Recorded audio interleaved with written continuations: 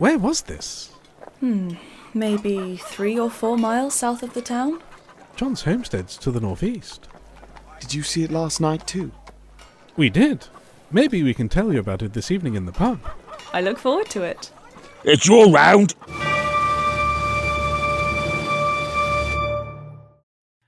Hello and welcome to the LARP Noobs. I'm Ian, and today I'm joined by a very special guest. If you wouldn't mind introducing yourself.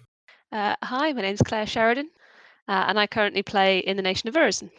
And I was saying to Claire, actually, just before we started the episode, that Urizen's one of those nations, as people who've probably listened to the podcast over a while will know, that's very close to my heart. My character, Talus, has a fair bit of a sort of interaction with Urizen and initially through his backstory, and then kind of moving into sort of play. So it's kind of been one of those nations I've constantly been kind of bumping on the fringes of. This is quite an exciting one for me to actually kind of dig into some of your thoughts about Urizen as someone who's much more established there and can correct all of my all my sort of misinterpretations of everything that I've actually been doing. Would you mind kind of like, I guess, briefly describing your character and your position within Urizen? What kind of role you play, roughly? Yeah, sure. So my character is called Nicasia of Phoenix Reach. She's a battle mage and a sentinel, and at the moment she's the serving general of the Army of the Citadel. Yeah, and by someone of my lowly standards, you are a bigwig position, and I think it's actually fair to say it's a fairly prominent figure within the Empire in general. You're certainly a known character to Talus, put it that way.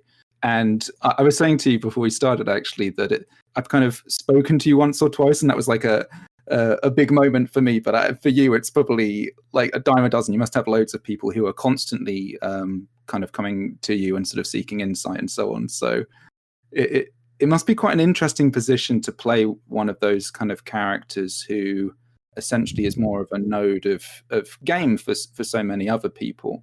Yeah, it is really great. There's an amount of responsibility that I feel comes with it to make sure that said game is being spread around, and to give time to people when they do come to say things to you, and give you the information, or they want to tell you this thing that you absolutely have to know right this moment. But yeah, I get to meet loads of people through it, which is really great.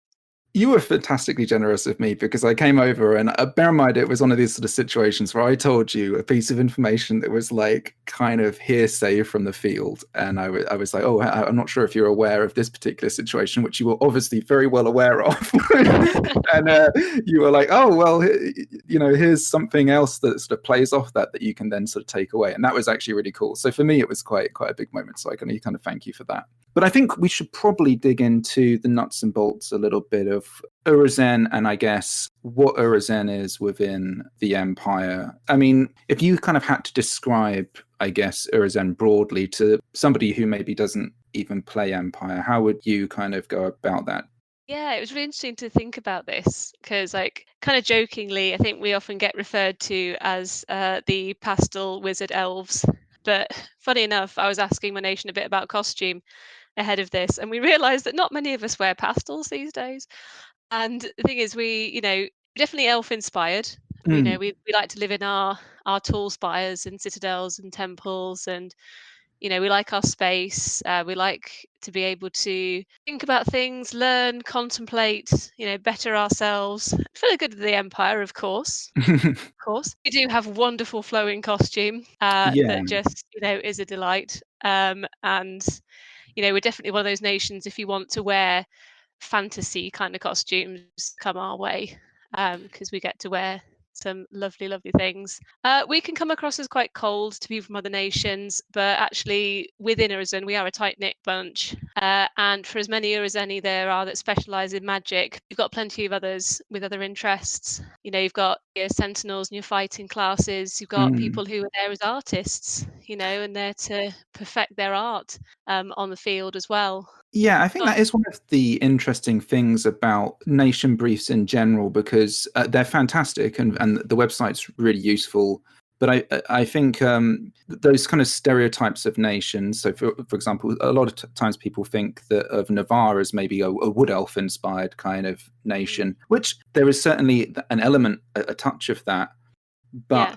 it's not like that is, there is a plethora of different sort of identities and pursuits within the nation, and it's exactly the same for Urizen and all these other nations. And that's not to say that that the identity is lost within that. It's just to say that you can go into those nations and play in many different ways and explore so many different avenues of game, and you're not restricted overly by the briefs. The brief is well, I'm not sure how you feel about it, but I feel the briefs are more of like a guiding hand rather than like a forceful push towards any particular kind of thing, and you can really kind of explore a character archetype without feeling overly restricted. You know what I mean? Yeah, I think you've definitely got to kind of, go with the brief in, in a lot of ways. And if there's like a certain way that you want to kind of push against or challenge it, I would say to go for like an aspect, because if you come in and you're too out there, if you like, then, that isn't going to work. But, there are plenty of ways in which people have come in and said, oh, actually, this bit of the brief. So one that springs to mind is that we are at the moment, I know this is under discussion, but at the moment only those with ritual law can vote. And so that's kind of resulted in a sort of majorly upper class, if you like, or political class. And there are some who don't have ritual law, mostly Sentinels, who who've pushed back against that and said, well, we fight for this nation. I think we've got as much right to have a say who our senators are as the ritualists do. So like that to push against. Like there are natural kind of countercultures that will kind of develop, I think, within any kind of group. What am I trying to say? It's not like basically like that there is no purpose for that move that those players are making, for example, that they can pursue that in a way which is actually kind of beneficial to the game and it's born of the game. And for example, that situation that you're describing there, it sounds like a very kind of born of the game kind of situation, and it's a kind of a logical step, and it shows that things aren't just locked into kind of a rigidity that is unmoved by the players, because of course we're all there to have some form of agency. Absolutely. So I think also the other thing is when you were talking about the idea of all the different aspects and how Urizen can be seen as a little bit cold maybe to players from the outside. I think there's, again, just like the Wood Elf stereotype or any of these kind of things that you can have with Navarre. Like, I actually spend a fair bit of time in Phoenix Reach at the end of one or both nights, enjoying the sort of the songs and the stories that you tell there. It's kind of, I kind of go back and call it Urizen party time, really. Yeah, pretty much. I guess it's turned into a part of within our striding, a part of game that's quite kind of valuable to me. Like because I'm able to kind of go there and it's sort of recount these kind of stories. Oh, I had a great time in Urizen, and stuff. But it's like, I think people wouldn't maybe necessarily expect it to be that way, but it's just because of maybe slightly how the brief might seem from a very sort of distant perspective. But of course, when you actually go and everyone's a human being having loads of fun, and like the songs and the stories and just the interactions, it's so lively. And that's great, and it's great you've come and spent some time there. It's kind of come from like two areas, if you like. So when we first came up with our group concept, we kind of looked at the brief. We've Phoenix Reach has been there since event 1. And I've been playing the Cassie since event 1. And we took a look and we thought, well, we don't want to be a big ritual group. We quite like the Sentinel brief. So what if we were a group who were specialized in martial aspects, and we came in with mostly Sentinels. Helped that I had some very grown-up people in my group. We sort of a few of them got together to get our very large tent, which is always useful if you're going to have a big social space. So we had that, and then also when Empire started, each nation had a national bard, and I was the national bard of Urizen when it first started. Right, I didn't know that. Yeah, but then we also had like other players like Dave Lowry, who's very handy with the guitar. So between us, we wrote a whole bunch of songs, and we kind of got that that fight hard, play hard kind of mentality going. So Phoenix Reach will be a place where we relax and we have a good time in the evening because Mm. we spent the whole day on politics and fighting and all the rest of it. It's one of those things I almost kind of want to keep it slightly to myself because it's like it really is something that I enjoy a lot going to Urizen and kind of being among Urizen as like an outsider, and like I've got my kind of friends. I'm at like Lanius and people like that who I kind of like sort of circle around, and so that the fact that I'm kind of in the tent with this kind of really cool interaction is, and the songs are amazing as well, and the whole atmosphere it has this. While Songs and Stories is very special, obviously to me as a Navari, Songs and Stories is wonderful.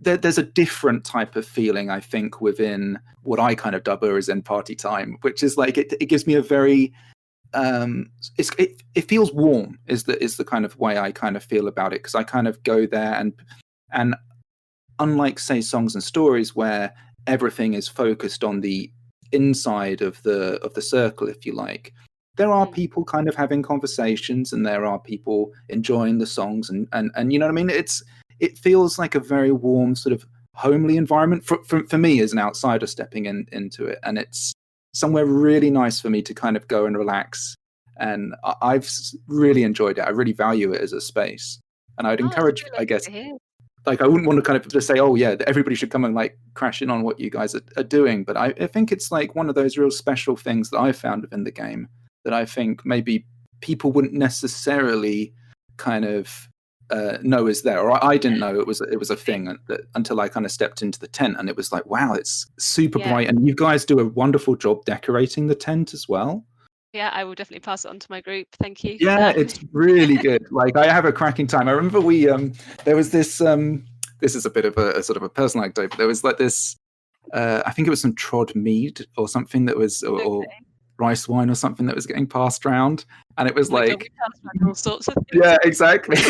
But it was one of those things that like everyone was like, oh, this is not a very nice drink, but it kind of came around to me and I was like, oh, it's not so bad, and they're like, oh, give it to the Navar, you'll drink it kind of thing. And by the way, I'm not that type of person, but it was like it was kind of cool. It kind of like it made me sort of feel like really like warmly accepted into it all, and people would kind of come up to me and talk to me about kind of because they could say, oh, you're in Navarre, tell me about some your nation and stuff, and it was it's a really lovely environment to be part of, and I'm very pleased to have had the opportunities to kind of go and interact in there. So yeah, I really value it, and thank you for putting that together as a space. That's great. It's just great people enjoy it, and it is somewhere for people to come together and exchange stories and ideas. And as you say, there are all sorts of conversations going on in there of an evening. As you say, you'll have singing going over on the one side, and then you'll have the serious military conversation happening over on the other side, and a political one in the corner, and and it is really good. I feel very lucky to have that group and that space to enjoy as well.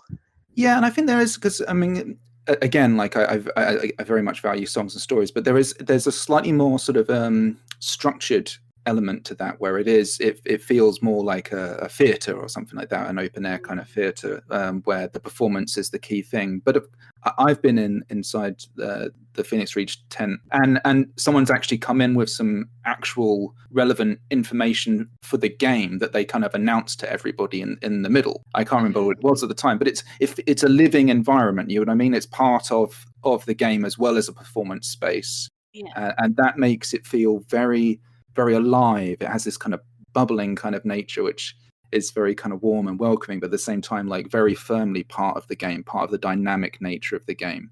So yeah, I sort of, it's a different and very welcome kind of part of the game that I certainly enjoy as a player stepping into it. Brilliant. So you've obviously been in since E1. I guess what made you pick Urizen, particularly when you kind of got those briefs, the various different options open to you? Was there something that particularly jumped out at you and made you say that, yeah, Urizen's the nation that I want to be part of? Yeah, I've been trying to remember what we were, talking about at the time. I think part of it, um, I don't know where we got this idea from, but I think we kind of knew it was going to be a bit smaller. But I think because we knew that, the main draw for Urizen was going to be people who wanted to be these great ritualists, Mm, great covens doing these great big magical rituals. And I think we thought, well, if we go and play a military group there, then actually we're going to have a little bit more impact. Um, you mm, know, rather than going to say Dawn. I think we were discussing the league at one point. Um, but yeah, just it was a way to stand out, and we did. We liked the brief. We liked the ideas of poise, narrate, and those bits as well. But yeah, I think that was a lot of it. Was the I think as well we felt the costume was quite achievable. mm. Um, whereas, I think places like League and Dawn, I know you can absolutely do like shoestring kit and Yeah. things like that. And some people do some amazing things with very small budgets. But we had a couple of costume makers in the group as well, and they were quite into the idea of the robes. And we knew, sort of to get underlayers and start layers would be quite straightforward. And I think the designs of the elvish armor appealed as well. I'm thinking of group members like Osh, and Paul Yeah. and Jane, and just they've got these amazing pieces of armor from various places. I think because it has those kind of very distinct kind of fantasy draws on the aesthetic, it is a very striking nation, Mm, and it's definitely visually arresting. As you're aware of when you're in and around Urizen, and I think you're right in saying that like actually the kit, you can kind of do it a bit more cheaply, and you have the range to go really extensive on. I mean, some people's kit in Urizen is breathtaking. yeah. I mean, really incredible. And I think, and again, you're right. You can do some other nations that way too, but I think you can achieve a sort of an aesthetic with Urizen maybe in a way that doesn't feel so prohibitive to someone sort of stepping in for the first time maybe. And again, that's not saying that that's not possible with all nations. I'm sure it is, but you might have to sort of look around a bit more. I mean, I guess that Yeah. does lead fairly naturally into. I mean, do you have any sort of tips for people looking to kind of achieve the Eurozone kind of aesthetic? Yeah, sure. Like I did, I asked my nation yesterday as well, and said, what are your tips for people coming in with, with starter sort of costume? I know a lot of us sort of went for like kurtas and sort of like either Indian or Islamic Mm, style underlayers are really good. I live in Manchester, so I've got a couple of bits from shops on Curry Mile yeah, before sure. to go into my kit. Those are good. You've got the high collar. You can get things with a nice little bit of embroidery on, but not much. Mm, Um, been saying about things like because we layer a lot of the point mm, with Arisen costume is the layering. So even using a thing like a maxi dress for your underlayer would mean that you've got a lovely full skirt, and then you can put something with right. sleeves on over the top, and already you've got something quite floaty. I've had recommendations for even just for like T tunic patterns, and then leave your sleeves like with slashes in them to give them a bit more movement. Dressing gown patterns as well Yeah. work quite well. And sashes are one of the best ways of just bringing together an Urizeni look. If you tie a sash around the waist, or even just having a stole, wearing one like a stole, so having it round your neck and hanging down in front. Quite Yes. often, that's how I wear my Phoenix Reach Yeah. sash. It's just blue material. I am again. I've been lapping a while, so I know friends who have skills. Yeah. And It's always my friend useful, never had. right? No, right? My friend never had an embroidery machine, so Yeah. she's done like all of our sashes and things for our group. So but my sachet is a piece, blue material with a phoenix embroidered on each end. That Mm. goes around my neck, and then I cinch mine with a belt. But if you drew it in with another sash as well, if you wanted like a more formal look, they, they're just brilliant. Sashes Yeah, are the way to go. yeah, I agree, and it breaks up the silhouette of Urizen quite nicely, if you know what I mean. I think like that's a very, because when I look around the nation actually, and just you bringing that up, it does make me think that I have seen that sort of style replicated quite a lot, but then also used quite diversely as well in with different color schemes and so on. And the nation, it has this kind of as you said, like a kind of a floaty element to it, but also that kind of quite like there's sometimes some quite clean lines in the nation as well, which Yeah. it's very, it's, as I say, it has a very strong visual aesthetic, I think, and I do kind of enjoy looking around at everybody's kit, and it is actually like Urizen's a beautiful nation. I think Oh my gosh, so do I. yeah, I You try just my watch best. people go by, and it's just like, oh my gosh, that's so nice. Yeah. Yeah. The time people spend on their kit. I mean, I think like in my group I'm Mr. Fancy Pants, but compared to some people, it's just their kit is just incredible. You know what I mean? And the like great the thing with the talent layers and as well. skill. Yeah, the Yeah. great thing with the layers is you just keep adding. Yes. So, once you've got, you've sort of got your characters, basic colours, you've got your silhouette, and Mm, then, you can have a little look around, see what you like, as you say, and then sort of you can put a jacket on top of the things that you've been mm. wearing for 2 or 3 games, and suddenly you've got this new outfit. Yeah, I imagine as well, because there are naturally quite a few layers, and I suppose the other way of thinking of it is those layers are quite long. Like you have it, like it tends to be a lot more kind of robes and kind of longer stuff. So I guess you have the ability to be a lot warmer in the cold weather, and then if it's hot, then you can kind of Yeah, you just take off. yeah, exactly, right. So you can kind of lower a few layers, and then you'll still kind of have that aesthetic, and it will still kind of be good for this in the summer. Yeah, But but you never know, and especially with PD events, you never know what the weather's going to do. So you've got to pack for all eventualities. Yeah, I mean, that being said as well, like I mostly wear trousers. mhm, They're loose ones. yeah, But yeah, I wear sort of like trousers and short tunics. mm, I I have a skirt that I wear with formal robes only on mm, indoor occasions because it's actually floor length. yeah. And we don't I wear was gonna floor length things at Anvil. Yeah, I was going to say that's another thing that always, like, because I see these people walking around in, and Urizen's not the only nation, obviously, but in quite floor length, full length kind of clothing, and then of course if it's a bad weather day, or just naturally walking around, you're like, oh man, like cleaning that afterwards must be so, like, I'm so overwhelmed by like your courage to kind of wear that and then go through all the cleaning and stuff that must have to happen afterwards, Yeah. because some people have absolutely beautiful kit that must get incredibly dirty by the end of an event. you Yeah, know the Anvil hemline is absolutely a thing. yes, And yes, as you say, hats off to those who got the commitment to wear the full length and to clean the full length afterwards. yes.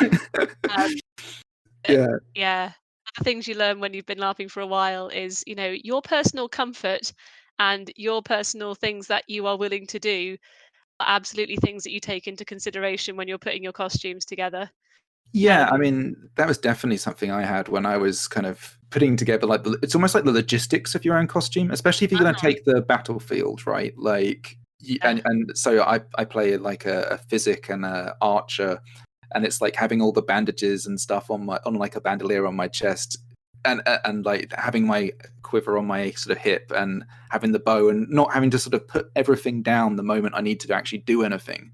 It's kind of, yeah, it makes you think a bit more functionally about how your kit would operate.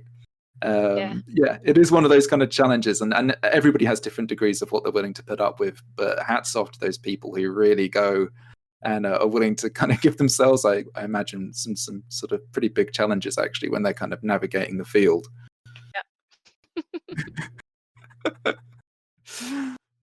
I guess because you said earlier that you'd kind of considered some other nations before you joined. Have you got any particular nations that would maybe be sort of in your back pocket if the worst happened, or do you think you would just roll straight back into Urizen again? Is that I personally, and this is personally, but as I am currently, as you say, playing quite a well-known character, Mm, I would not roll straight back into Urizen. right. Um, Yeah, as I can much see that. because like I know so many people and I know characters, and Right. I would just want a clean break Sure. from knowing all those things. So it wouldn't work for me. I have a couple of things in the back pocket. Like I say, I'm not in a rush. Yeah. But I've got I think technically I've got two Dornish concepts. I wonder if I can roll them into the same character. But Okay. yeah, a couple of Dornish, Liga. I think I'd like to go to Navarre one day, but it would have to be at a time when, because I quite fancy doing like sort of the scouting kind of role. Mm, I also definitely need to sort of play a character who's giving a bit back this time, because I realise the thing is when you play someone who is like an authority, mm, I mean, it's wonderful that people buy into it, because if people don't buy into it, then you have no authority. But mm. also, there's an amount of like me giving people giving people my money and saying, please go and get me some dinner. Um, and other people are looking after me at the minute, and doing the things that I tell them to do. So I'm also looking for places where I could do something where I'm running around for other people for a bit. So I think if I went to Navarre, I'd like to do a scouty thing. But I'm afraid the next few years, one of my big considerations is going to be who's coming to events with me, because I've got one young child, another one on the way. Oh, So right. Okay. Of course. Yeah. yeah, and like uh, they we can get babysitting some events, but it definitely impacts on what you can do when you've got children with you. So Sure. concepts that I'm coming up with at the moment are also things that are going to accommodate them. Say Nicasia began before we started our family, so she's had to adapt as well. Yeah. Um, I mean, yeah. I mean, life is a big part of all of these things, and also it's interesting hearing you say about the idea of being a character kind of gives stuff back, because I think, speaking as somebody who approaches, if you like, a bigger name character like yourself, it feels like you actually must spend, from our perspective, I say speaking for myself, and I'm sure for many other people in that position, it feels like you're constantly giving in terms of game, in terms of interaction, and your time is often demanded on. So you probably give a lot more than you think you do. I do hope so. Yeah, I do try and spread the game around, give other people responsibilities. Yeah, I Yeah, think you've so. got to. Yeah, I think like, as I say, like, my interactions with you have been very brief, but you've kind of steered me in directions and sent me on kind of thought processes, and it's been valuable, right? And I think it's like, and I was also aware that it's like there's somebody else behind me waiting to do exactly the same, right? So it's like it must. I like it's. I think a lot of the time, though, positions like yours, again, they're earned positions as well. It's not like you just sort of strode into the position, right? Yeah, You no, kind of, definitely. and it's like, so it's, once you get there, I suppose there is the sort of element of all the things that kind of come with it, right? So you're having people like me walk up to you and just have very, very forgettable conversations, is, I guess, part of it. But like, we super value everything that you do, and all the players like yourself who actually take on, I think, quite a lot at times. I know it is nice to hear, because you say a lot of the time we don't know what impact those conversations are having. Yeah, there are people that I interact with, more of the time, and then, as you say, there are people like yourself who bring me some messages, and we deal with it, and then I do have to go deal with Mm. something else. But no, thank you. It is good to know that. Yeah, I mean, if on that front, all I can do is just assure you that, like, yeah. I mean, I value it, right? And it's like, I think as well, I think everyone kind of hopefully comes in with a fairly kind of empathetic spirit of the idea that if there are these kind of sort of players who sort of stand out, they are still human beings going through everything, and they have time pressures and stuff, and I think everyone tends to be kind of the mindset of like, oh, Yeah, it's yeah, just a good opportunity to interact with somebody, right? I mean, in real life, you don't really get to talk to a very important, well-known, well-respected general, right? That's not something that I get to do in my life. In right? LARP, it's something I get to do, right? And like, I can give you a piece of information, and then you can tell me something, right? It's like that's cool, right? It might not necessarily to you, I guess it's a sort of a different thing. But I think for us, it's like, those kind of players, those characters become really important because they do represent those kind of opportunities that I think in life are just something that you just don't get, right? When am I ever going to have that kind of conversation with anybody, right? So it's super valuable. So I guess we've kind of spoken generally about you, and I guess a lot. I've gushed a lot. I guess if you had to describe that position to people, though, just to give people a sense of what it actually is to kind of hold a role like that within a nation, what is it that actually you do? So if you are a general, there are a few different things that you do. One of the first big thing that you'll do at an event is you'll go to the muster meeting, which is on the Friday night. And that is the meeting in which you hear about the battle opportunities for the weekend. You debate with the other generals, and by the end of that meeting, you have to have decided which 2 opportunities you are going to take. So obviously that also means which other opportunities you're not going to take. Right. You also then have to decide the division of the fighting forces, so which nations go to which battles, and you have to have elected 2 field marshals for each day, which is why that one is it's a 2-hour meeting, or it has a 2-hour block, on the timetable. Sure. Because it does takes a little while, and there shouldn't be any other business tabled at that meeting. Really, it is supposed to be just for the battles. We usually slide in a couple of bits and pieces that need bringing up early on, but for the most part, it's reading through those. That's a great one because that's always brilliantly tense, depending on what your opportunities are, what fronts we're fighting, what the stakes are. Are we fighting for human lives? Are we fighting for an advantage the next time the armies go forwards? What are we actually going to get out of them? And get some brilliant debates in there.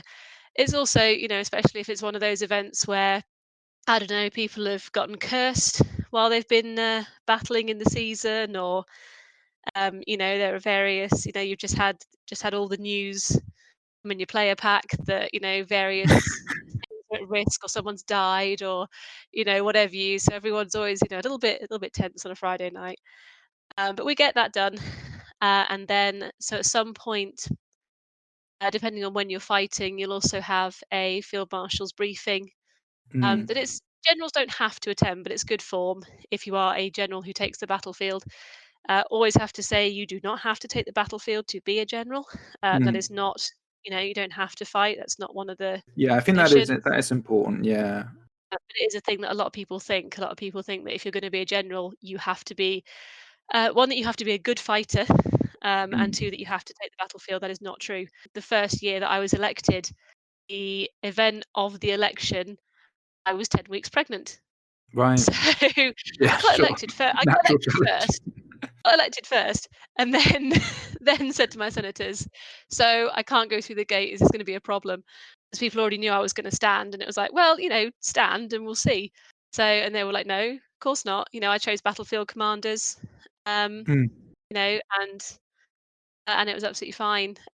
Sometimes people don't go through because they've got an injury or something. I'm just I'm really really pushing for those people who are more strategy based. If you are a good strategist, and you're thinking of the army game, by absolutely go for it. Go for a generalship, because the other thing that you do is Saturday and Sunday are spent in formal meetings and informal meetings, debating, hashing out plans, talking to your allies, getting people on side, going out and recruiting the military units in the various nations, or getting your people to go and recruit the various military units. Of course. A lot of it has to be passed off to other people to the scope of it, right? Yeah, this is it. And then so Saturday tends to be lots of business. Saturday will be who needs rituals casting on them. It will be sort of toward the end of the meeting, we have our first look at the strategy for the season, and hopefully beyond, as to where the armies might fight. So of course that can also depend on the outcomes of the battles. That's when people bring us news from various places, and things like that. And then Sunday is when you have to have made your decision. The meeting is 1 o'clock, and by the end of that meeting, the generals have to have submitted their orders for their armies, Right. for what will happen in the season. Yeah. I mean, I guess the other thing is like representing your nation and I guess your nation's interests or your understanding of your nation's interests, or I guess also potentially not representing your nation's interests or your like, when you're doing that, is there like a particular vein of Urizen that sort of enters that sort of decision-making process? Is there anything there that sort of influences that? I mean, at the moment, a lot of it's to do with the fact that, as a nation, we are in trouble. Yeah. We've not got a lot of land. We can just about sustain the army as it is. Yeah. Uh, and the Citadel Guard is the only magical army that the Empire has. Yeah. And some of our enemies have magical armies and some don't. The big benefit with the magical army is that if the Citadel Guard is ordered into enemy territory, while it is in enemy territory, it works as a focus for rituals. Yeah.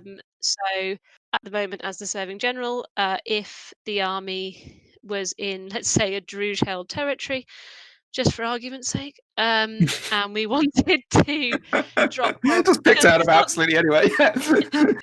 just pick a barbarian nation at random, and we wanted to drop horrible curses on them, say, for no reason, then I would report to the Regio, and the ritual would be cast on me, and then would be delivered to the enemy territory. It's the only other way you could do that is if you were able to go through the Sentinel Gate with the ritual team to a Regio in enemy territory.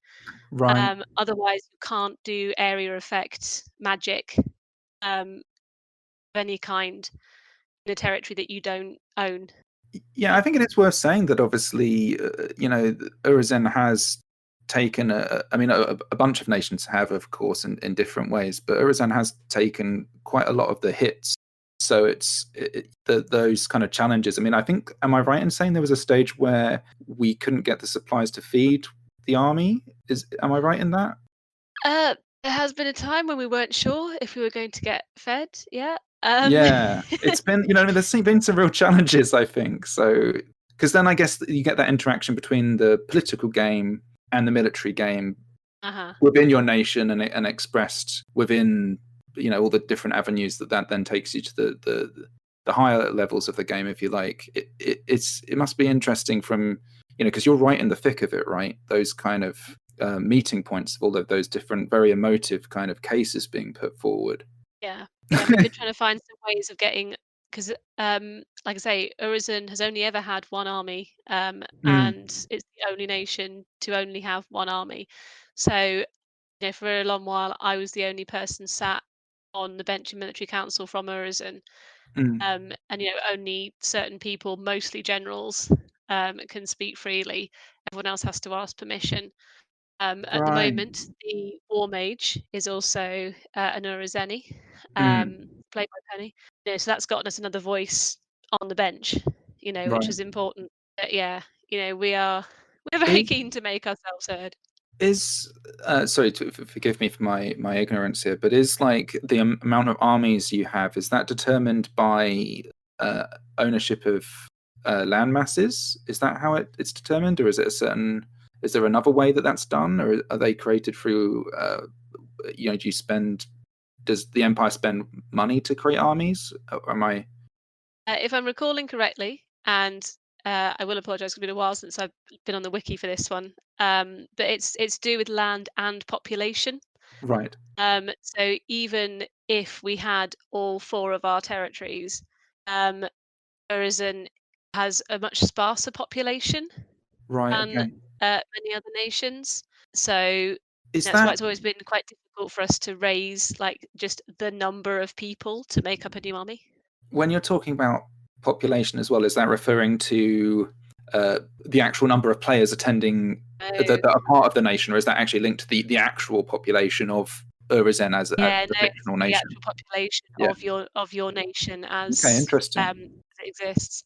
Because actually, our fighting force on the field Yeah. is I think we were still fairly near the bottom on the rank table, but I think, we were sort of third or fourth from the bottom. Yeah, there's quite a high percentage of your Yeah. player base that actually takes the field. If I'm right in saying, or it certainly feels that way, right? When I see the Urizen block come out, it's Yeah. like a lot of the familiar faces that I see around Urizen. I mean, that's maybe because those are the people that I interact with, but it certainly feels that way. It feels like there's a strong contingent that heads out. Yeah, we through were the back up to fielding about 40 through the Yeah, gate.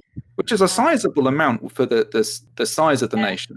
Yeah, so that's interesting to know how the different armies are created. And yeah, I didn't know that it was based off population. So that is interesting. I guess beyond that, I wanted to kind of touch on what you enjoy about your nation the most. I mean, is it your position, or is it just like within the brief itself? Is there something within there that you particularly enjoy? I will say I do love my position, but that wasn't why I started Yeah, playing in Urizen in the first place. sure. I got there through the support of some fantastic players, It's people a in my own group. byproduct of being in the nation, right? Is to Yeah, yeah. but yeah. So as much I do love being a general. That is separate to my love of playing in Urizen. As far as the brief goes, I think the aspects of poise and arete are great. Arete, gives you a mandate to specialize. Yeah. Do you mind So describing that? Like, of what is course, it? yeah. Yeah. So, arete first then, that is that you are going to be the best that you can be at the thing that you Mm, have set your sights on. It's about specializing, you know, but that could be specializing in anything. So it can be specializing in ritual magic, it can be mm, specializing in combat or strategy. It can also be, as I said earlier, specializing in art or mm. in team, hospitality. Yeah. You pick your niche, and you go for it. You go for it with everything, and I just think it's great. It goes quite well. I did choose to be devoted to pride as well. So Mm. It has the that. It has a very kind of there's a I think there's a scene in the Last Samurai of all movies that's kind of popped into my head. But there's a scene where they're like they're sort of talking about this idea of pursuing perfection in each thing that they do. It kind of makes me think of that kind of thing, right? That kind of idea of yeah, as you say, giving your chosen sort of specialization 100% and really trying. Yeah, I think and the whole art thing is a very interesting thing as well, because I know you guys have like quite an interesting kind of art. Well, you actually have like a thing every year, don't you? Like it's an actual art gallery kind of style thing that gets put together. Am I right in that? I think last year was the last year of the game so Yes. far Yeah. was the first time we actually had that kind of like art gallery display at Anvil. Right. We've also there's a player event called the Sentinels Repose run by Right. the group of that name, and they've always had an art competition as part Sure. of their of the social event as well. So yeah, but we just there were a group of players who sort of got together and said, look, we need to celebrate this more. Mm. So let's make an event of it. Let's get people to bring things to exhibit, and they made cocktails for it as well. Yeah, I was really And struck it by was it. it was wonderful. It was such a Yeah, good idea. wasn't there a cocktail like you could have a cocktail named after you or something and stuff like Uh, that? It was super cool. Quite possibly. Because I remember I sort of I popped in the tent and had a look around and stuff. It felt actually then that's why I'd assumed it was something that was happening every year, because it felt actually quite established, right? It felt like something that had like a tradition to it. It's So very yeah, well organised. yeah, it was I really know they cool. are. They want to do it again. Yeah, So I I look really forward to enjoyed it. it. Yeah, yeah, yeah, Yeah, but this is it. And like the other great thing with Arete is, you're not expected to be great at everything. mm, And it's another way of sort of, sharing the game out is that, you find out, well, who are your strategists, who are your mm, people who know how to schmooze information out of other people. hmm, And because there's also the net of the heavens is a big sort of one of the philosophies of Urizen, one of the driving sort of forces yeah, is that finding those people who are important for whatever reason, and sort of helping them to develop and connecting them to other people. I suppose it's got a lot of similarities with the Navari Great Dance. yeah, yeah. um It does. so there's that. So that's great because, as you say, you pick your thing, you're good at your thing. I'm useless at trading. I just can't get my head around it. OC, let alone IC. Oh, dude, I'm So terrible as well. it's very much a case of I need some things. Juliana, here's my purse, and I have some mana crystals. Please get me some things to make my armor. Thank you very much. I think So yeah.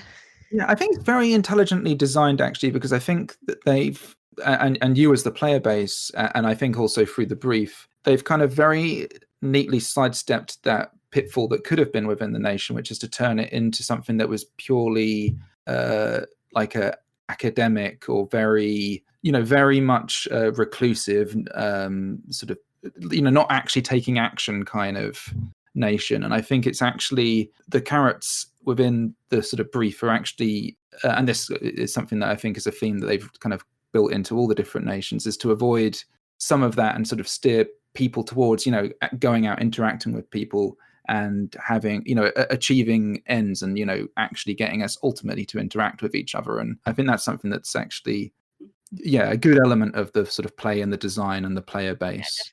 The other part of the Urizen brief is poise, which is the idea of being in control of your emotions and reactions, which is where I think some of this reputation of being cold sort of comes from. Because often when we're dealing with people not of our own nation, especially, we're quite reserved. We're sort of not trying to give too much away. And I love it. I get so much role play just out of deep breaths and cold stares. Yeah. I don't feel like I have to say something in Yes. return to everything that is said to me. I can just be like, I'm taking this in. I am processing this. I will deal with this later. Thank you very much. And I mean, there's a bit of the Mero brief getting in there as well. But obviously Nicasia, having been there for many years, a lot of her bestest friends are dead. And it's like, you get the news and it's like, I cannot deal with this right now because I have to go and fight and do other things. So deep breath. Yeah. I'll deal with this later. And off you go. But it's great because then, when I do shout or, Yes. or get emotional for whatever reason, it just has an extra punch to it. I would People agree, aren't and used to it. I think that's like when I didn't really understand, obviously I'd kind of given all of the different nations a very kind of glance, brief glance when I sort of was looking around, and I'd kind of picked basically Urizen purely as an element of my backstory, purely based off the fact that the territory happened to be the territory that was near where I'd chosen as my sort of home territory. So it's like, okay, but some people from Urizen. So I very briefly read the brief. And then I attended, and of course, one of the first things I did was kind of offer my hand out as a handshake, and of course, that's not the done thing. And then it's kind of, and I think though over time, it's been like obviously I have more and more interactions, and then it was like there was a point where a character who I interact with a fair bit actually kind of did shake my hand. It had so much weight to it, you know what I mean? It was like it was something because I understood, and I think it is a very intelligent bit of brief design. As you say, it has like the silence makes the kind of the moment of emotion have more gravitas. I think it is very, very interesting, and I mean I certainly enjoy being around it. Yeah, and so the proximity part, the bit where we do enjoy our space. There is just so much role play to be had there, and as you say, people from other nations are mad for it as well because there's an element of fascination. We get asked questions about it all the time. But those people, as you say, who do get a handshake or a hug, or even that are allowed to sit close to an Urizeni Yes. and things like that, it can be a really big deal. And the thing is as well, like as you say, people who are friends with Urizeni or who are informed because they Yeah. don't take the piss. Yeah. They're not like, oh, so how do you get in a battle line? It's like, well, we stand next to each other Yeah. because we're in a battle line. It's like that there are times when this is fine. Yeah. And then when we've got the luxury, we choose. Yeah. But the people who know what's going on, and again, there's that reciprocal respect then, because they know they wouldn't try to shake our hands, they wouldn't try to shoulder bump or sit right on top of us on a bench or something like that. Yeah. And then they get respect back from people of Urizen because of that. It's been, I really have enjoyed like my journey as an outsider, sort of, you know what I mean? Like, because I'm quite a sort of shy person, and so like it's I'm not necessarily going out and having all of the sort of major conversations with everybody, but I've been, it's something that's been a fairly consistent thing. I always sort of try and dedicate a reasonable amount of time to spending time in Urizen, and it's so slowly over time I've made friends there, and it's like the reward actually, and like the game, as you say, that can be found through like building up to those moments, and it's special. It's like it's a special part of the game because I like it within my kind of group. Like I am the person who goes to Urizen and sort of seeks out that kind of part of the play, and I guess I would encourage people to kind of really go and sort of like interact with the nation, because I think it's such an interesting brief and the players are really interesting.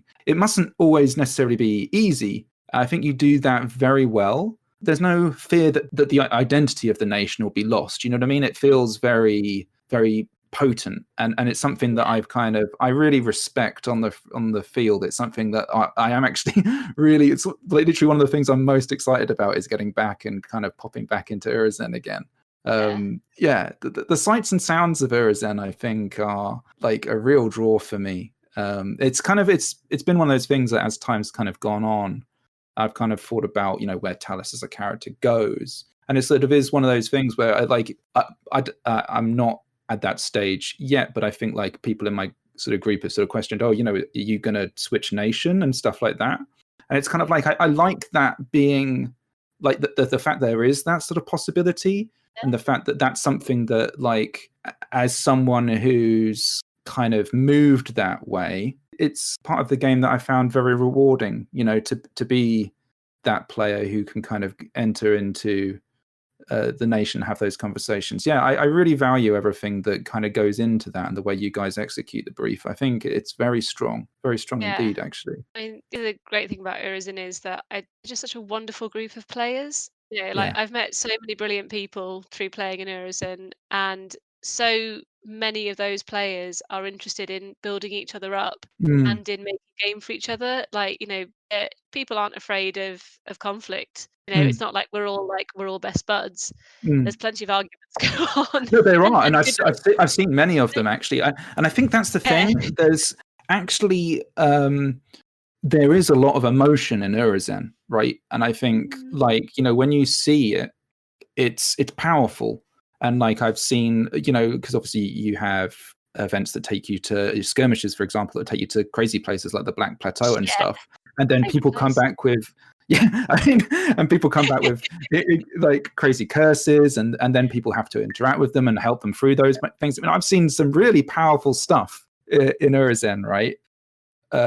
And I think this, obviously, that sort of through line, I think every nation is certainly, it's going to have, wonderful players in it. But like, I guess for me personally, I've had an opportunity to interact with Urizen a fair bit and kind of observe the player base. And it is like the people are lovely, like really lovely group of players, and so generous with their time. It's something like, as I say, like I mean, I'm kind of gushing a lot here, but like it's true. Like as somebody from sort of outside, I've really valued it actually. So yeah, thank you to everyone from Urizen for like having me kind of waddle in and kind of like interact with you in whatever way that I have. It's been quite special. I think we'll kind of round it out there. But is there anything that you wanted to kind of really let anybody know about, or kind of anywhere that maybe I didn't take the conversation where you wanted to kind of touch on? No, I think we've hit on most things. I say I would encourage people, come and take a look. There are so many different things you can do with playing in Urizen. We've also got, obviously, yes, they are a group of wonderfully generous players, as you say. So the Urizen Facebook page is a great place to come and ask questions. People, if people are coming in ones or twos, They'll often start sort of canvassing for possible groups and connections within the Facebook group. Obviously, there's no actual like role play, but it's a good place to ask. Well, if I'm going to be a summer ritualist, are there any big summer covens that I should go and speak to, or asking about martial spires and things like that, asking about costume. Showing us pictures of your costume in progress and getting a bit of feedback. People are always happy to help out with things like that in there. So do come and say hi. We haven't mentioned the sword scholars, which I feel do deserve to get a mention. Yes, actually, that is very true. So like the build up at the sort of, how would you say it? Not really classes, but so there's 3 different sort of main flavors, if you like, of Urizen settlement. So the spires are the most well known, and I think, although I have a feeling that maybe Ankarian was the exception, I think most of us came in as spires to start with, and then we got to grips with it a bit, and read the wiki a bit more. And then there are citadels, and citadels are your more military oriented groups. So Phoenix Reach changed our status from a spire to a citadel in game, because we were like, well, this fits what we're doing and who we are, so we'll go with that. So now there's a few citadels as well, and now there's also, you can play in a temple, and the Right, temples interesting. are the sword scholar groups.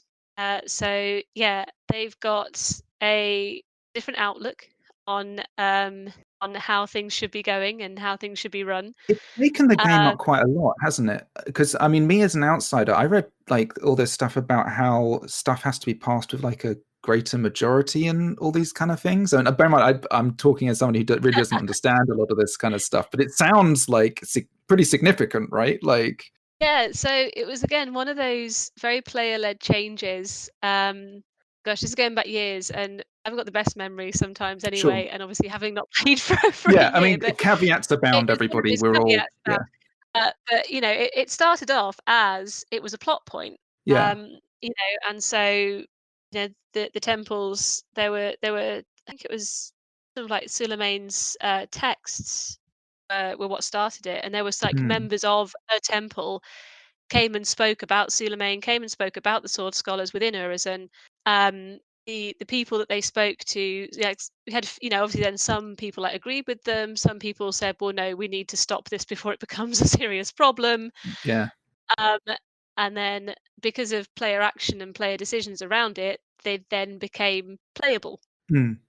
We now have player characters, who are representing temples and representing that philosophy, and as we know, as you say, have had quite an impact on the synod already. So yeah, I you think know, it's exciting, right? That like it shows the scope of the game. I think. I mean, I'm sure there's maybe other examples of this that I'm again not aware of, but as someone who kind of like dances on the periphery of the nation, it's sort of it is a striking thing, like that there's as you said, like a player led thing that has happened that has brought about a group that you can play as a sword scholar. I think that's very exciting, right? Like as an idea, that's something that we as players can enact. I think it's exciting. absolutely. Yeah, like I say, to anyone out there who's thinking about it, come to the Facebook group, or come as your current character and have a little look around, come say hi, find someone to talk to. Absolutely. Yeah. Well, Claire, thank you so much. I know we had a couple of technical issues that people won't have witnessed before this, but you're very patient. And again, just thank you to everybody from the nation as well, and especially to yourself. I've had a great time with all my interactions at Urizen, and I strongly encourage those out there who are maybe considering a nation, or who are, as outsiders, interested in maybe kind of doing your classic tour to really pop in and give Urizen a look. I think it's a special one that I've certainly had a lot of fun exploring, and it's been really good kind of hearing more details and more information from yourself. We normally close these things out, Claire, with like a statement that me and Dave have, which is a very kind of Navaria thing of strength of the Empire, strength of the Navarre. Is there a similar such parting thing that you guys have in Urizen, or is there a parting phrase that you would like to say to any of our listeners out there? I mean, the thing that I always say before I send anyone off through the gate is simply make me proud. I think So that's a I'd say really to good all sentiment. those Empire players out there, whatever it is you're up to, Yeah, is proud. make us proud. I'd like to speak with Friar Samuel again.